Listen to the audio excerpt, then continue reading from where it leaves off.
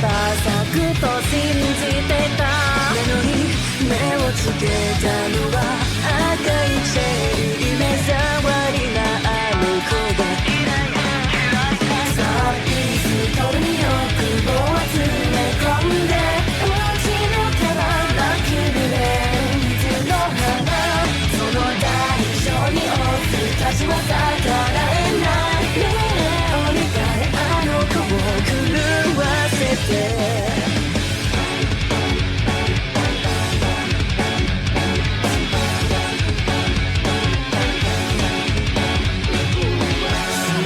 壊して奪い取るだけじゃ足りないわ。オスたちを見つけ誘う。こんな私のリボラーで打たせてあげるから。ゲッタツを起こしてドレスを脱いで心開けばオーロラは溶けある花になる。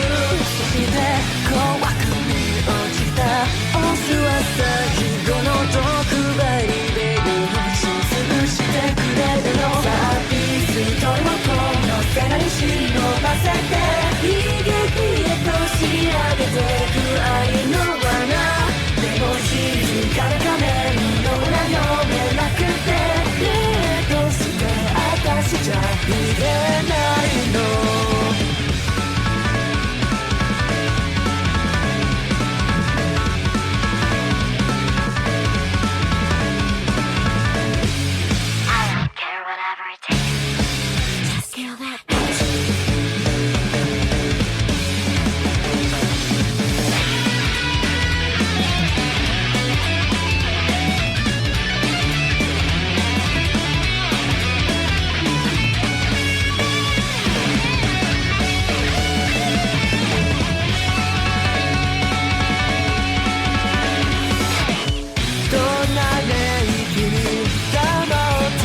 でも打ちつかせばただ大ごたでやがて人に溺れて全て失う醜い私が